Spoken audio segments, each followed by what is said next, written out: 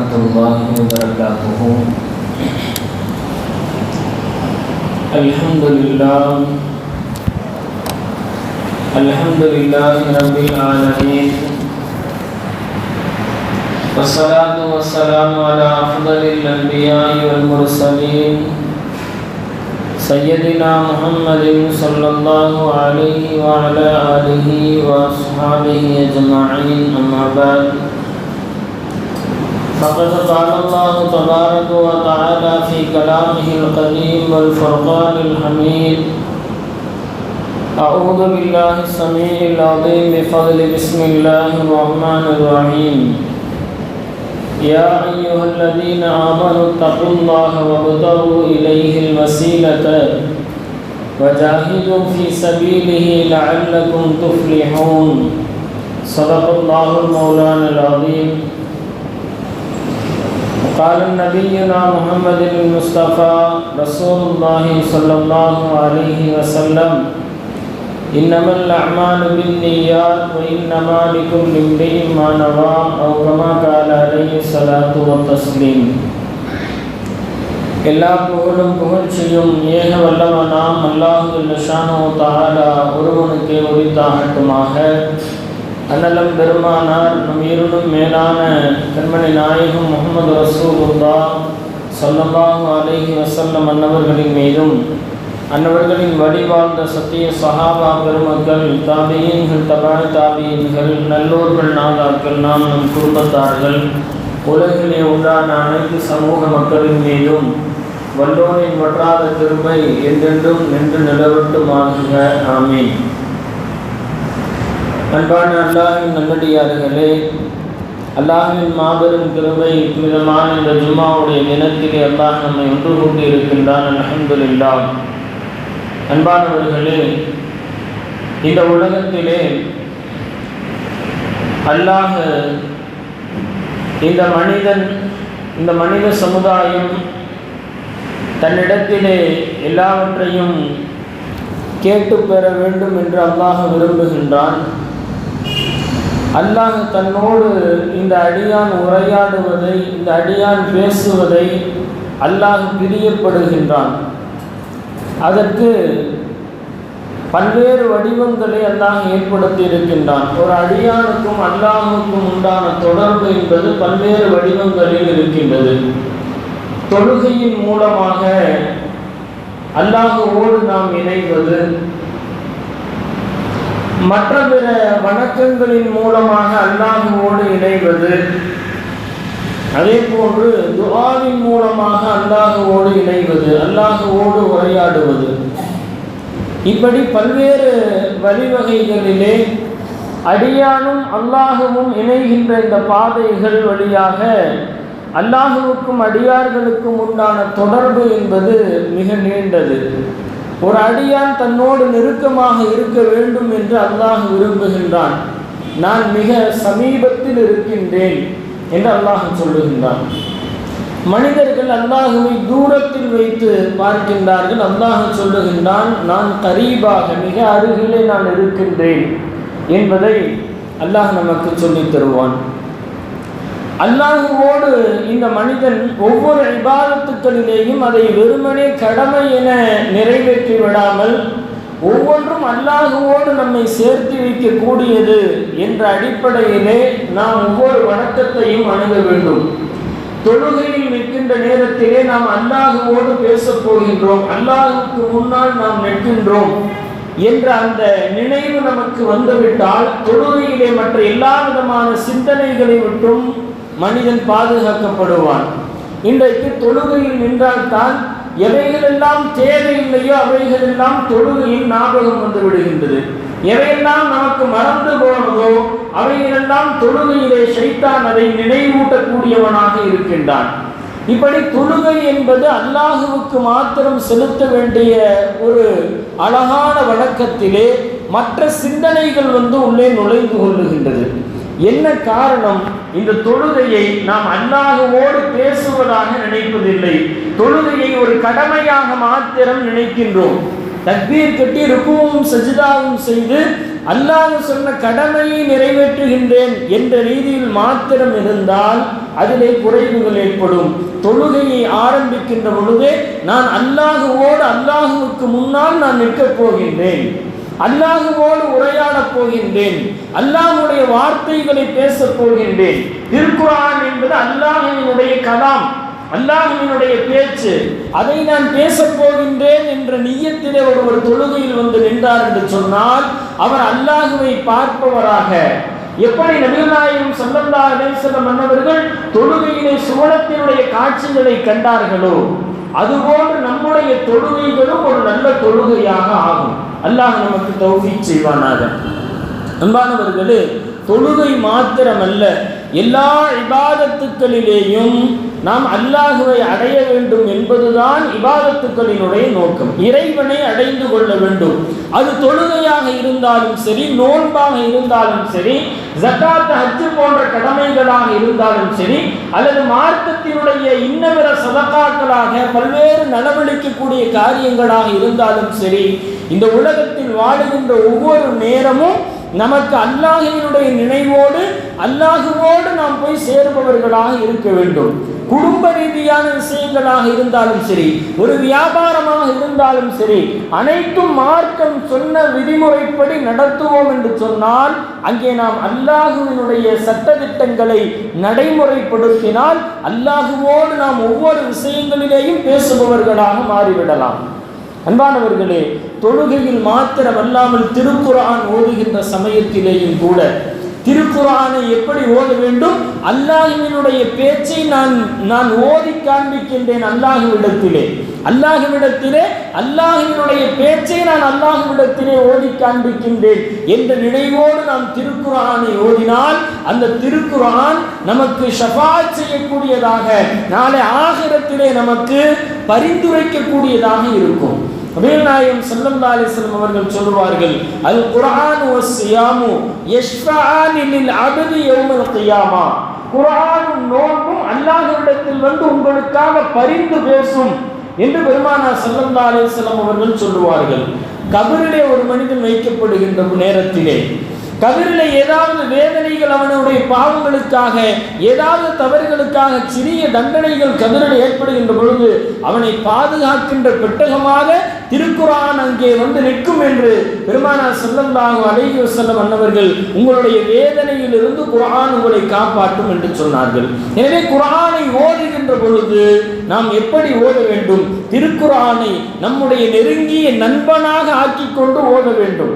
அப்பொழுதுதான் யாருமே உதவி செய்ய முடியாத அந்த கபருடைய நிலையிலேயும் கூட திருக்குர்ஆன் நமக்காக வந்து நின்று வாதாடுகின்றது என்று சொன்னால் அந்த திருக்குர்ஆனை நாம் எவ்வளவு தூரம் அழகாக ஓத வேண்டும், அதனோடு எவ்வளவு தொடர்புகளோடு இருக்க வேண்டும் என்பதை நாம் ஒரு கணம் சிந்திக்க கடமைப்பட்டிருக்கின்றோம். நாம் ஒவ்வொருவரும் திருக்குர்ஆனை தொட்டு நாம் எவ்வளவு நாட்கள் ஆகிவிட்டது, திருக்குர்ஆனை யார் தொடுகின்றார்களோ, ஓதுகின்றார்களோ, அதை படித்து உணர்ந்து கொள்ளுகின்றார்களோ, அதை அமல் செய்கின்றார்களோ அவர்கள் அல்லாஹுவோடு தொடர்பில் இருப்பதை போன்று. திருக்குர்ஆன் என்பது அல்லாஹுவால் இறக்கப்பட்ட இறை வேதம். ஒருவர் திருக்குர்ஆனோடு தொடர்பில் இருந்தால், அல்லாஹுவின் பேச்சோடு தொடர்பில் இருந்தால் அவர் அல்லாஹுவோடு தொடர்பில் இருப்பதை போன்று. நாம் திருக்குர்ஆனை எடுத்து எவ்வளவு நாட்கள் ஆகின்றது, அவ்வளவு நாட்கள் நாம் அல்லாஹுவின் தொடர்பிலிருந்து பின்தங்கி இருக்கின்றோம் என்பதை நாம் நினைவில் கொள்ள வேண்டும். அன்பான பெருமக்களே, திருக்குர்ஆன் என்பதுதான் இந்த உலகத்திலே எந்த மனிதர்களும் செய்ய முடியாத பல்வேறு ஆற்றல்களை செய்யக்கூடியது, பல்வேறு விஷயங்களை செய்து தரக்கூடியது. மனிதர்களுடைய உடல் நோய்க்கு திருக்குர்ஆனிலே ஷிஃபா இருக்கின்றது என்று அல்லாஹ் தன்னுடைய திருமறையிலே சொல்லி காட்டுகின்றான். வாழ்க்கையினுடைய எல்லா நிலைகளுக்கும் நமக்கு மிகப்பெரிய முன்மாதிரியாக எவ்வளவு படிப்பினைகள் திருக்குர்ஆனிலே இருக்கின்றது. நம்முடைய வாழ்க்கையினுடைய மிகப்பெரிய வழிகாட்டியாக திருக்குர்ஆன் இருக்கின்றது. அப்படிப்பட்ட திருக்குர்ஆனை அல்லாஹுவோடு நமக்கு தொடர்பு ஏற்படுத்தக்கூடிய சாதகமாக நாம் பயன்படுத்தி கொள்ள வேண்டும். அல்லாஹ் நமக்கு எல்லோருக்கும் அந்த தௌஃபீகை அல்லாஹ் தருவானாக. இப்படி அல்லாஹுவோடு இணைக்கின்ற பாலங்கள் இந்த உலகத்திலே நிறைய நல்லமல்களை அல்லாஹ் ஏற்படுத்தி வைத்திருக்கின்றான். அந்த நல்லமல்களை செய்வதின் வாயிலாக நாம் அல்லாஹுவோடு உண்டான தொடர்பை நாம் அதிகப்படுத்தி கொண்டே இருக்க வேண்டும். அல்லாஹ் தன்னுடைய திருமறையிலே அல்லாஹ் கூறுவான், யா அய்யுஹல்லதீன ஆமனு தகுல்லாஹ வபுதகு இலைஹில் வஸீலத, ஈமான் கொண்டவர்களே அல்லாஹ்வுக்கு பயந்து கொள்ளுங்கள், உங்களை அல்லாஹ்வோடு இணைக்கின்ற ஒரு வசீலாவை நீங்கள் அவன் பக்கம் நெருக்கி வைக்கக்கூடிய ஒரு வழியை நீங்கள் ஏற்படுத்திக் கொள்ளுங்கள். அது குர்ஆனாக இருக்கலாம், தொழுகையாக இருக்கலாம், நோன்பாக இருக்கலாம், ஏதாவது ஒரு வழிவகைகளிலே நீங்கள் அல்லாஹ்வை நெருங்க வேண்டும். ஒரு நல்ல அமல் உங்களை அல்லாஹ்வோடு நெருக்கி வைக்கும். ஒரு நண்பர் இருக்கின்றார், அவர் உங்களை அல்லாஹ்வோடு நெருக்கி வைப்பார் என்று சொன்னால், அவர் நம்மை தொழுகைக்காக நினைவூட்டுவார் என்று சொன்னால் அது வசீலாவாக ஆகும். ஒரு நல்ல மனிதரோடு நீங்கள் கொண்டிருக்கின்ற தொடர்பு, அவரின் மூலமாக அல்லாஹ்வுடைய நினைவு உங்களுக்கு வருகின்றதா, அப்படிப்பட்ட நல்ல மனிதர்களோடு நீங்கள் சேருங்கள். ஏதாவது ஒரு வகையிலே ஒரு வழியை நீங்கள் தேர்ந்தெடுத்துக் கொள்ளுங்கள். உங்களுடைய அமல்கள், நீங்கள் சேருகின்ற மனிதர்கள், செய்கின்ற செயல்பாடுகள் அல்லாஹ்வை நெருக்கி வைப்பதாக ஆக வேண்டும். அல்லாஹ்வோடு உங்களுக்கு ஒரு தொடர்பை ஏற்படுத்துகின்ற ஒரு சாதனத்தை நீங்கள் ஆக்கிக் கொள்ளுங்கள் என்று அல்லாஹ் தன்னுடைய திருமறையின் வாயிலாக நமக்கு அல்லாஹ் சொல்லித் தருகின்றான். அல்லாஹ்வோடு சேர்த்து வைக்கக்கூடிய பல்வேறு நல்ல அமல்களிலே ஒன்று துஆ என்பது. தொழுகை எப்படி அல்லாஹ்வோடு நம்மை இணைத்து வைக்குமோ, திருக்குர்ஆன் ஓதுதல் அல்லாஹ்வோடு நம்மை இணைத்து வைக்குமோ, அப்படி பல்வேறு அமல்களிலே ஒன்று துஆ என்பது. துஆ என்பது அல்லாஹ்வும் அடியாரும் பேசிக்கொள்வது. அடியான் தன்னுடைய எல்லா விதமான தேவைகளையும் அல்லாஹ்விடத்திலே மன்றாடி பெறுகின்ற ஒரு அமல் துஆ என்பது. கஷ்டம் வரும்போது மாத்திரம் அல்லாஹ்விடத்தில் கையேந்துவதல்ல, நீ நன்மையான நலவாக இருக்கின்ற நேரத்திலேயும், நீ சுகமாக இருக்கின்ற நேரத்திலேயும், சந்தோஷமாக இருக்கின்ற நேரத்திலேயும் அல்லாஹ்வை நீ நினைவு கூற வேண்டும், அல்லாஹ்விடத்தில் துஆ கேட்க வேண்டும், அல்லாஹ்வுக்கு நன்றியாக சுக்ரியா செய்ய வேண்டும். இதுதான் மார்க்கம் நமக்கு வலியுறுத்துகின்றது. நல்ல நிலையிலேயும் அல்லாஹ்வை நினைத்துக் கொள்ள வேண்டும். உன்னுடைய கஷ்டமான காலத்திலே நீ நினைக்காமலே அல்லாஹ் உனக்கு உதவி செய்து விடுவான். எல்லா நிலைகளிலேயும் அல்லாஹ்வினுடைய நினைவோடு இருப்பது. துஆ என்பது அல்லாஹ்வுக்கும் அடியாருக்கும் இடையிலே இணைத்து வைக்கின்ற அற்புதமான ஒரு பாலம். எனவேதான் துஆவை குறித்து பெருமானார் ஸல்லல்லாஹு அலைஹி வஸல்லம் அவர்கள் சொல்லுவார்கள், அத்துஆஉ முஹ்குல் இபாதா, எல்லா வணக்க வழிபாடுகளுடைய சாராம்சமாக, வணக்க வழிபாடுகளுடைய மூளையாக, முக்கியமானதாக துஆ இருக்கின்றது என்று பெருமானார் ஸல்லல்லாஹு அலைஹி வஸல்லம் அவர்கள் சொல்லித் தருவார்கள். நாம் இன்றைக்கு துஆக்காக ஒதுக்குகின்ற நேரங்கள் எவ்வளவு மிக விரைவாக நம்முடைய அமல்கள் இன்றைக்கு முடிக்கப்படுகின்றது என்பதை நாம் ஒரு கணம் சிந்திக்க கடமைப்பட்டிருக்கின்றோம். அல்லாஹ்விடத்தில் எதை கேட்க வேண்டும், எப்படி கேட்க வேண்டும், துஆவினுடைய ஒழுக்கங்கள் என்னென்ன, துஆவிலே கவனிக்கப்படாமல் இருக்கின்ற விஷயங்கள் என்னென்ன என்று இந்த விஷயங்கள் பல்வேறு விஷயங்களாக இருக்கின்றது. துஆவை எப்படி ஒரு மனிதன் ஆரம்பிக்க வேண்டும், மார்க்கம் அதை நமக்கு சொல்லித் தருகின்றது. நீங்கள் அல்லாஹ்வை புகழ்ந்த வண்ணம் உங்களுடைய துஆவை ஆரம்பியுங்கள். பெருமானார் ஸல்லல்லாஹு அலைஹி வஸல்லம் அவர்கள் நமக்கு வழிகாட்டுவார்கள், நீங்கள் உங்களுடைய துஆவிலே முதலில் அல்லாஹ்வை புகழ வேண்டும். அல்ஹம்துலில்லாஹ் என்று துஆவை ஆரம்பிக்க வேண்டும்.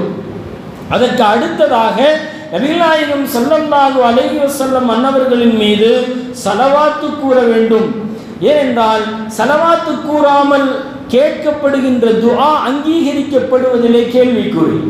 எந்த துஆ ஆரம்பத்திலேயும் இறுதியிலேயும் ஸலவாத்தோடு ஆரம்பிக்கப்பட்டு ஸலவாத்தோடு முடிக்கப்படுகின்றதோ அந்த துஆ அல்லாஹ்விடத்தில் அங்கீகரிக்கப்படும். ஏனென்றால் ஸலவாத் என்பது நாயகம் ஸல்லல்லாஹு அலைஹி வஸல்லம் அன்னவர்களின் மீது நாம் சொல்லுகின்ற அந்த ஸலவாத்து அல்லாஹ்விடத்தில் பல்வேறு அருட்கொடைகளை நமக்கு வழங்கக்கூடியதாக இருக்கின்றது. நீங்கள் ஒரு முறை ஸலவாத்து கூறினால் அல்லாஹ் உங்களின் மீது 10 விதமான அருட்கொடைகளை உங்களுக்கு அல்லாஹ் வழங்குகின்றான் என்று நபிகள் நாயகம் ஸல்லல்லாஹு அலைஹி வஸல்லம் அன்னவர்கள் சொன்னார்கள். எனவே நம்முடைய துஆக்கள் வெறும் கையை தூக்குவது மாத்திரம் இல்லாமல் நம்முடைய துஆவை எப்படி கேட்க வேண்டும், அல்லாஹ்வை புகழ்ந்த வண்ணம் நபிகளாரின் மீது ஸலவாத்தை கூறி துஆவை ஆரம்பிக்க வேண்டும். இதற்கு அடுத்ததாக மிக முக்கியமாக துஆவிலே கவனிக்கப்பட வேண்டிய 2 விஷயங்கள். ஒன்று, பணிவான முறையிலே அல்லாஹ்ட்ட துஆ கேட்கணும். பணிவான முறையிலே, யா அல்லாஹ் நீதான் எஜமானன், அல்லாஹ்வை புகழ்வது, இடையிடையே அல்லாஹ்வை புகழ்வது. யா அல்லாஹ் நீதான் எஜமானன், நான் உன்னுடைய அடிமையாக இருக்கின்றேன், நான் பலகீனமானவனாக இருக்கின்றேன். யா அல்லாஹ் எல்லாவற்றுக்கும் சக்தி படைத்தவன் நீயாக இருக்கின்றாய், உன்னை அன்று எனக்கு வேறு கதி இல்லை நாயனே என்று அல்லாஹ்விடத்தில் மன்றாடி முறையிட வேண்டும். நம்முடைய துஆக்கள், எவ்வளவு துஆக்களை நாம் அங்கீகரிக்கப்படாமல் இருக்கின்றது, எவ்வளவோ தேவைகளை தினம் தினம் அல்லாஹ்விடத்திலே நாம் கேட்டுக்கொண்டே இருக்கின்றோம். அப்படிப்பட்ட துஆக்கள் அல்லாஹ்விடத்தில் அங்கீகரிக்கப்படாமல் இருப்பதற்கு பல்வேறு விதமான காரணங்கள் இருக்கின்றது. அந்த காரணங்களை எல்லாம் நீக்கிவிட்டு நாம் துஆ செய்ய வேண்டும். துஆவை எப்படி செய்ய வேண்டும் என்று இருக்கின்றது. துஆ அங்கீகரிக்கப்படாததற்கு என்ன காரணங்கள்? உலமா பெருமக்கள் அதையும் சொல்லித் தருவார்கள்.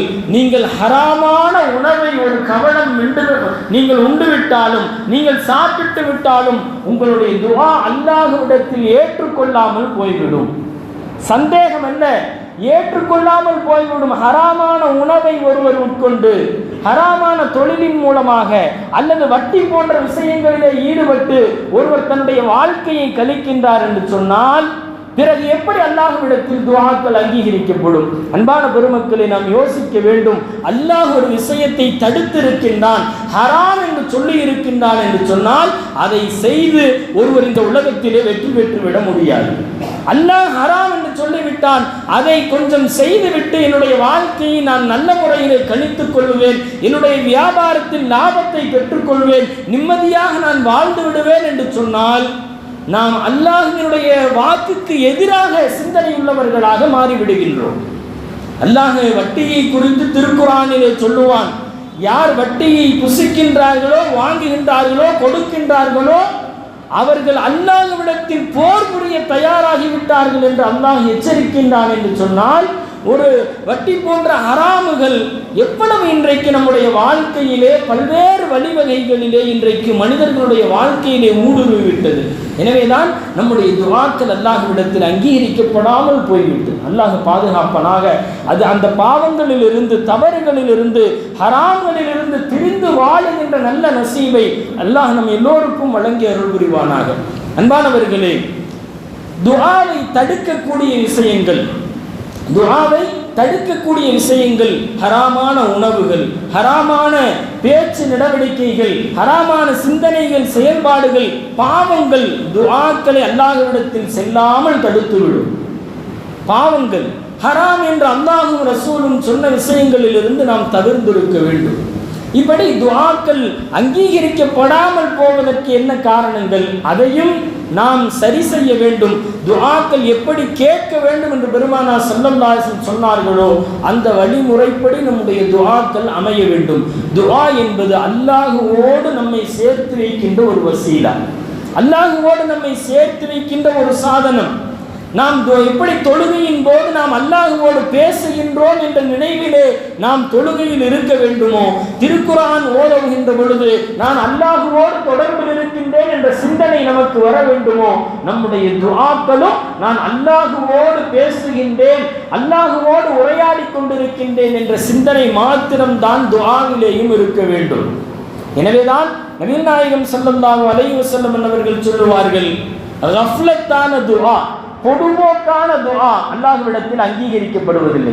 எங்கேயோ வேடிக்கை பார்த்துக் கொண்டு, எங்கேயோ சிந்தனையை வைத்துக் கொண்டு, கைகளை மாத்திரம் உயர்த்திவிட்டு எதையோ சிந்தித்துவிட்டு வாயில் எதையோ கேட்பது, இது பொதுவோக்கான துஆவை அல்லாஹ் அங்கீகரிப்பதில்லை.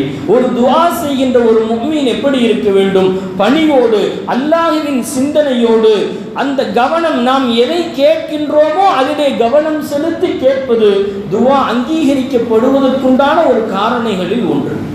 எனவே அன்பானவர்களே, நம்முடைய துஆக்கள் பொதுவோக்கான துஆக்களாக ஆகிவிடக்கூடாது. அதே போன்று நம்முடைய துஆக்களிலே நாம் ஹம்து ஸலவாத்துக்களை, அல்லாஹ்வை புகழ்ந்து நபிகளாரின் மீது ஸலவாத்தை கூறிய பின்பு நாம் செய்ய வேண்டியது அல்லாஹ்விடத்தில் பாவ மன்னிப்பு தேடுவது. அல்லாஹ்விடத்தில் பாவ மன்னிப்பு தேடுவது. யா அல்லாஹ், நான் இன்ன பாவங்களை தெரியாமல் செய்துவிட்டேன், இந்த பாவங்களின் காரணமாக என்னை பிடித்து விடாதே ரப்பே. ரப்பே, இந்த பாவங்களின் காரணமாக உன்னுடைய அருட்கொடைகளின் கதவுகளை மூடிவிடாதே. நான் தௌபா செய்கின்றேன் என்று அல்லாஹ்விடத்தில் தௌபா செய்துவிட்டு கேட்கப்படுகின்ற துஆக்கள் அல்லாஹ்விடத்தில் அங்கீகரிக்கப்படுகின்றது.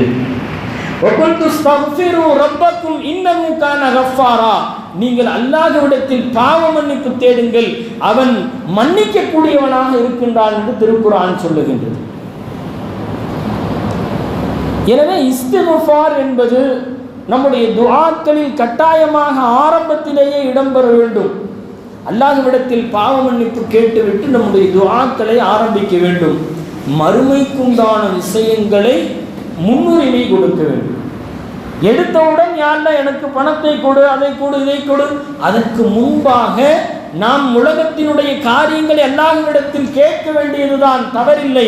அதற்கு முன்பாக மறுமை சிந்தனைக்குண்டான விஷயங்களை அல்லாஹ்விடத்திலே கேட்க வேண்டும். யா அல்லாஹ் என்னுடைய நிலையை சீராக ஆக்கி கொடு, என்னுடைய வாழ்க்கையை நல்ல முறையிலே பாவங்களில் இருந்து பரிசுத்தமாக்கி கொடு, என்னுடைய இறுதி முடிவை நீ அழகாக்கி கொடு யா அல்லாஹ், என்னுடைய கபருடைய வாழ்க்கை சிறப்பாக இருக்க வேண்டும், அதற்கு பின்னால் உண்டான மறுமையினுடைய எல்லா நிலைகளையும் எனக்கு லேசாக வேண்டும் என்ற ஒவ்வொரு துஆவிலேயும் ஒரு அடியான் மறுமைக்குண்டான சிந்தனையிலே தான் துஆவை ஆரம்பிக்க வேண்டும்.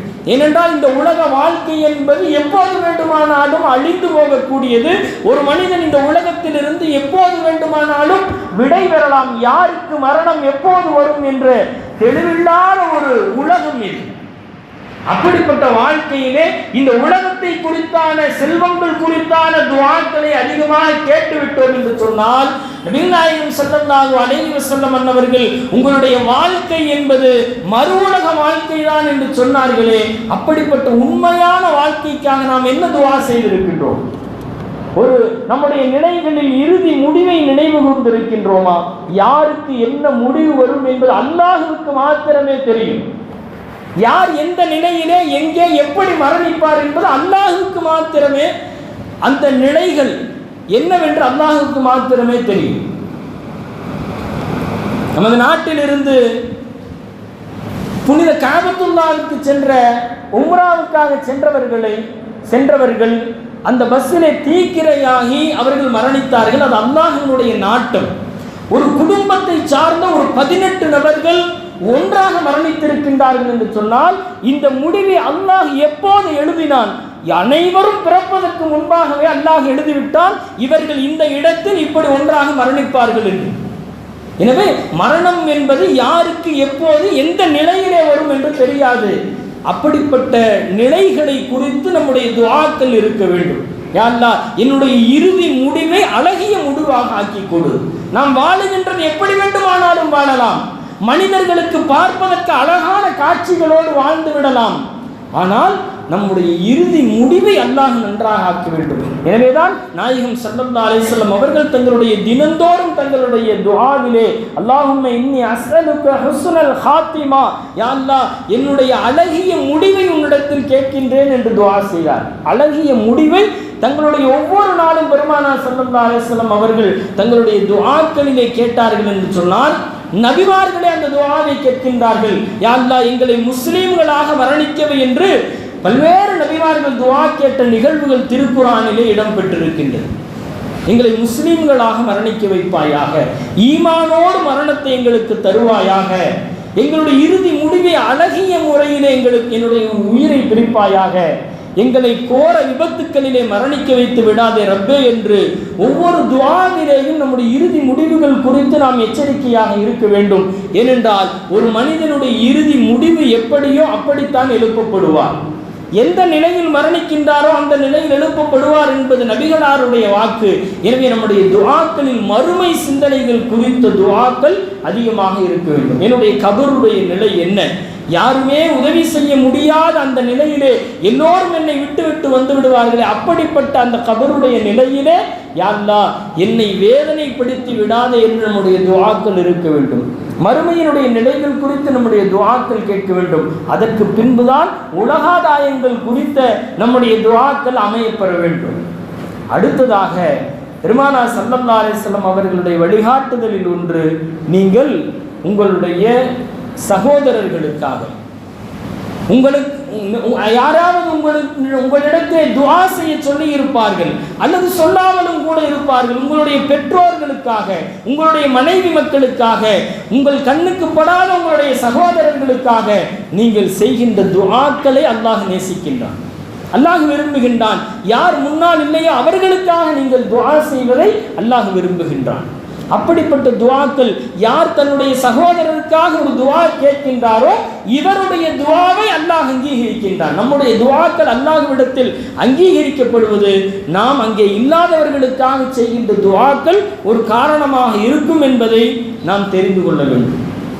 இப்படி நம்முடைய வாழ்க்கையினுடைய பல்வேறு விதங்களிலே அல்லாஹ்வோடு நெருக்கி வைக்கின்ற பல்வேறு அமல்கள், அந்த அமல்களை நம்மை அல்லாஹ்வோடு இணைத்திருக்கின்றதா என்பதை நாம் ஒவ்வொருவரும் சிந்திக்க கடமைப்பட்டிருக்கின்றோம். நாம் தொழுகின்ற தொழுகைகள் நம்மை அல்லாஹ்வின் நினைவோடு வைத்திருக்கின்றதா?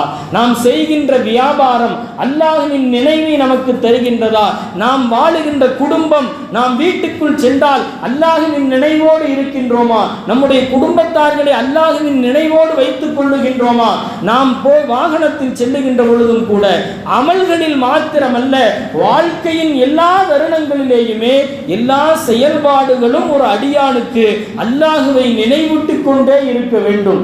அப்படி நினைவூட்டினால்தான் ஒரு மனிதன் தன்னுடைய வாழ்க்கையிலே முழுவதுமாக அல்லாஹுவின் நினைவோடு கழிக்கக்கூடியவனாக ஆகிவிடுவான்.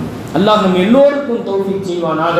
அமல்களில் மாத்திரமல்லாமல் வாழ்க்கையினுடைய எல்லா தருணங்களிலேயும் இறை நினைவோடு வாழுகின்றவர்களாக, அல்லாஹுவோடு நெருக்கி வைக்கக்கூடிய எல்லா அமல்களிலேயும் உண்மையான முறையிலே அல்லாஹுவை விளங்குபவர்களாக, அல்லாஹுவோடு பேசுபவர்களாக, தொழுகையிலே அல்லாஹுவோடு பேசுபவர்களாக, திருக்குர்ஆன் ஓதுகின்ற பொழுது அல்லாஹுவோடு பேசுபவர்களாக அல்லாஹ் நம்மை ஆக்கி அருள்பாலிப்பானாக. வாஹிர் தஅவானா அனில் ஹம்துலில்லாஹி ரப்பில் ஆலமீன். அஸ்ஸலாமு அலைக்கும் வரஹ்மத்துல்லாஹி வபரகாத்துஹு.